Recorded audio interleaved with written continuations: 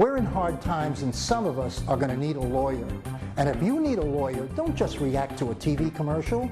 Get a copy of the Lawyers Consumer Directory, which is available absolutely free of charge at any 7-Eleven store throughout Central Florida. The Lawyers Consumer Directory is going to give you real hardcore knowledge on how to hire a lawyer and a lot of information on issues like bankruptcy, foreclosure, and more. Get the Lawyers Consumer Directory. It's absolutely free of charge at any 7-Eleven throughout Central Florida. The Christian Star began as a newspaper whose news focus of interest was of Christians, but it's become a lot more than that, covering issues of concerns to our community, covering issues of national, state, local, and political agendas that affect us today. The Christian Star is available free at any 7-Eleven store. So pick up your copy of the Christian Star Bilingual free at 7-Eleven today. Ahora puedes demostrar tu orgullo hispano mientras manejas en la carretera con la nueva tablilla o placa de auto hispana conmemorando los 500 años del descubrimiento de Florida por Juan Ponce de León. Obtén tu tablilla hispana este año y harás la diferencia. Nuestra comunidad se beneficiará con más programas y servicios. Resalta nuestra cultura, nuestras raíces. Good evening and welcome back to Hispanic Speakout TV. We are on Bright House every Tuesday night at 9:30 on Channel 49. My name is Glenda, and this evening we have a guest, Tracey Kagan, that is from Orlando, who actually is an attorney located in Orlando, downtown Orlando, I believe. Downtown? Or yes, downtown. Did I just make it up? Did I just make it up?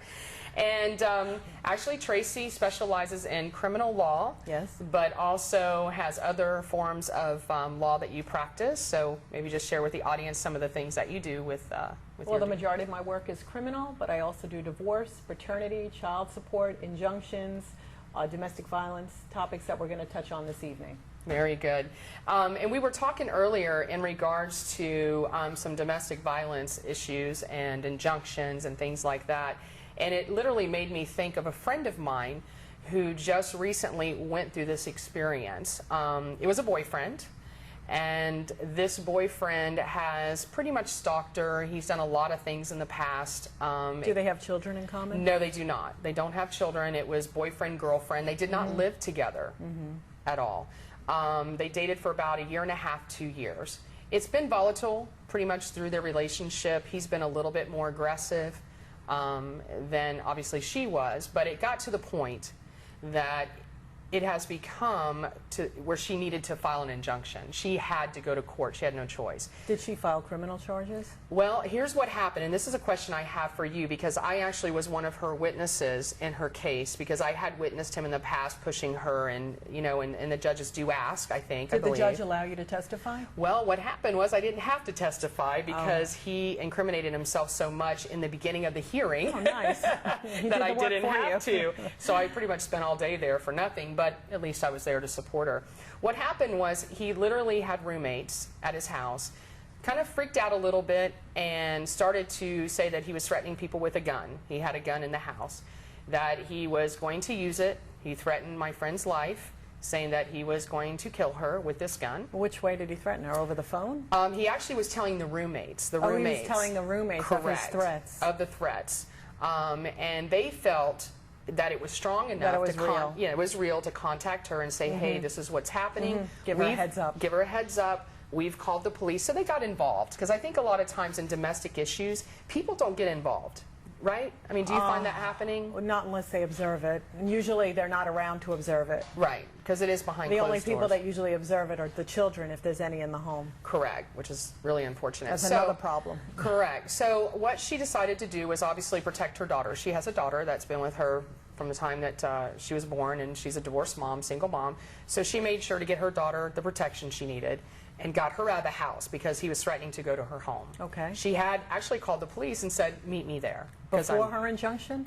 Yes, this was before the injunction. Okay. Yeah, she just felt in fear of her life. Okay. So the police did accompany her. They did take her where she could get her daughter, remove some clothing, and leave the home. So that all happened. In the meantime, the gentleman comes back to the house where the roommates are, gets totally out of control, where the cops had to be called. Because now, out of control, what, with alcohol? He was, well, they don't know. There could be some drugs involved. They don't really know. But he just literally lost it, was their words. And he comes back. The roommates are like, you know, what's going on? He's trying to throw them out, threatening them. They call the police. The police come. They see that he's erratic, he's crazy, he's doing some things that the cops don't agree with. Well, he has a firearm because the roommate says he has a firearm. Well, at that moment, I don't know, but when somebody's threatening with a firearm... That's called assault. Okay.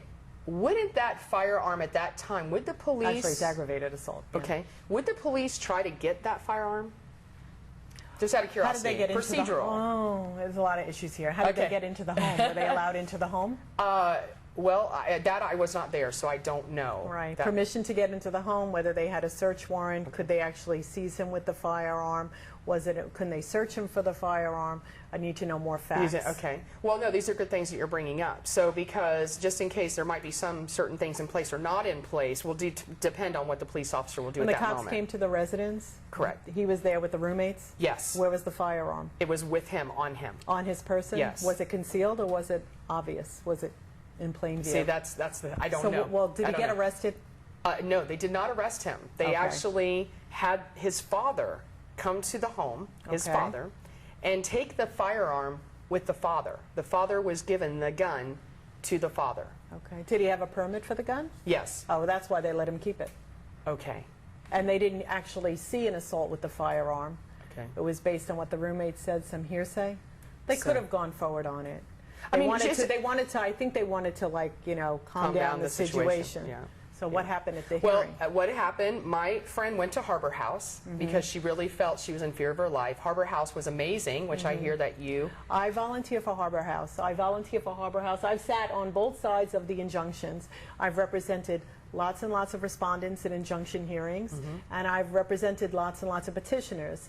And usually the petitioners are the women for Harbor House that can't afford attorneys that need representation. Correct. They usually have a victim's advocate, and then they have me, an attorney, or an attorney that's assigned to them. Correct. And by the way, an amazing organization. Yeah. And if people out there really need help, they need to seek an organization like this, because I think they really do help a lot of women and children. And I'm sure you've had that experience. So basically, when they went to court, she was given the injunction. But this was a permanent. So the temporary happened first, right? They give a temporary first. Well, she must have gone, and then they get the temporary, and then she waits a period of about 2 weeks. He has to get served. Yeah. Then they have a hearing on the permanency of the injunction. But he went and filed an injunction against her. We're not really sure. So they had cross injunctions? Yeah, they had cross injunctions. And the roommates. What allegations did he have on her? At this point, we really don't even... It was just some revenge. Okay, so he just wanted one leg up. Yeah, just one leg up, which he didn't have, because if anything, I think he infuriated the judge. No, the judges say, they can't say what judge it was? Was it Judge McDonald? I wish, I don't know. I don't know. know? But no, I didn't have to go in, thank goodness. But so the judges are very, very good with injunctions, and usually they can decipher who really needs it and who's using it as a tool. Yes, well, she actually got a 2.5-year injunction. That's a long time. That's a long time. So that usually was done. it's 6 months, you know, 6 months, maybe a year out. Well, something that apparently he was supposed to do in this temporary injunction. In fact, I'm surprised that she got 2.5 years based on nothing, no overt action. Because I guess, again, because of the testimony of the roommates and everything that was written and what was done, what was said. Was he represented? No, he was not. Was she? No, she was not. Okay. Yeah. Interesting. So it was an interesting case. So I think maybe with the firearms and what's going on in our country today about guns and everything happening, you know, to me it just seemed like, wow, why would they take the risk of allowing that gun to go to the father of the gentleman, who we know that gun was probably going to get back in the hands of the son, more than likely.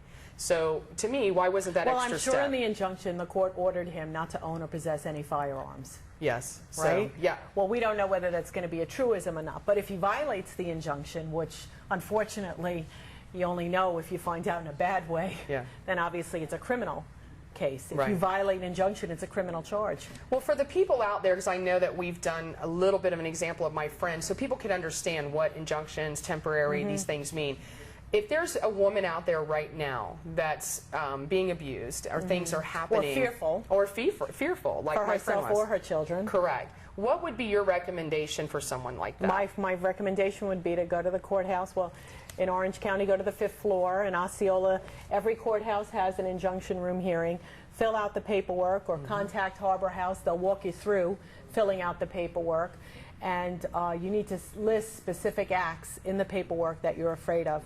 Not vagaries. There have to be specific acts in fear. Right. And then you'll definitely get a temporary injunction. Whether you'll get it extended or not depends on the on the hearing. And probably more than likely at that point, seek an attorney. I would definitely seek an attorney, and if you can't have one, let Harbor House know, because at times when you're indigent, they can help you and appoint attorneys like myself or other attorneys that volunteer to help people navigate themselves through the system. Correct. But I was just discussing earlier how, you know, injunctions, it's really a double-sided tool. A lot of times they're used as leverage in divorces. Right. People get injunctions so they get leverage.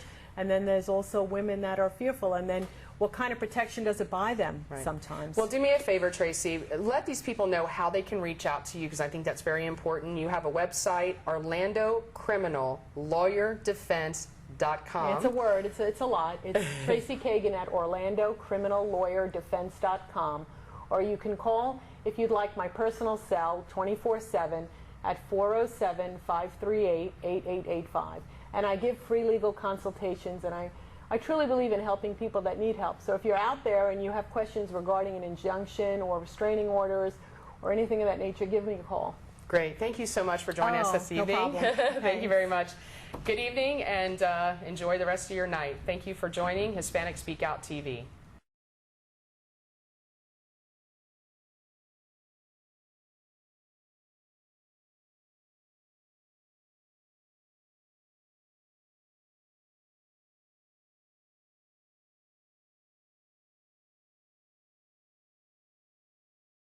Ahora puedes demostrar tu orgullo hispano mientras manejas en la carretera con la nueva tablilla o placa de auto hispana conmemorando los 500 años del descubrimiento de Florida por Juan Ponce de León. Obtén tu tablilla hispana este año y harás la diferencia. Nuestra comunidad se beneficiará con más programas y servicios. Resalta nuestra cultura, nuestras raíces. We're in hard times, and some of us are going to need a lawyer. And if you need a lawyer, don't just react to a TV commercial. Get a copy of the Lawyers Consumer Directory, which is available absolutely free of charge at any 7-Eleven store throughout Central Florida. The Lawyers Consumer Directory is going to give you real hardcore knowledge on how to hire a lawyer and a lot of information on issues like bankruptcy, foreclosure, and more. Get the Lawyers Consumer Directory. It's absolutely free of charge at any 7-Eleven throughout Central Florida. The Christian Star began as a newspaper whose news focus of interest was of Christians, but it's become a lot more than that, covering issues of concerns to our community, covering issues of national, state, local, and political agendas that affect us today. The Christian Star is available free at any 7-Eleven store. So pick up your copy of the Christian Star Bilingual free at 7-Eleven today. ¿Necesitas un abogado? Detente. No contrates un abogado simplemente por haberlo visto en un anuncio comercial. Lawyers Consumer Directory te ofrece la solución para todo tipo de problemas legales, tales como inmigración, bancarrota, divorcios, entre otros. Y hasta te ayuda a cómo contratar un abogado. No te rompa la cabeza buscando la solución cuando la tienes en tus manos. Adquiérelo gratis, sí, absolutamente gratis en cualquier 7-Eleven.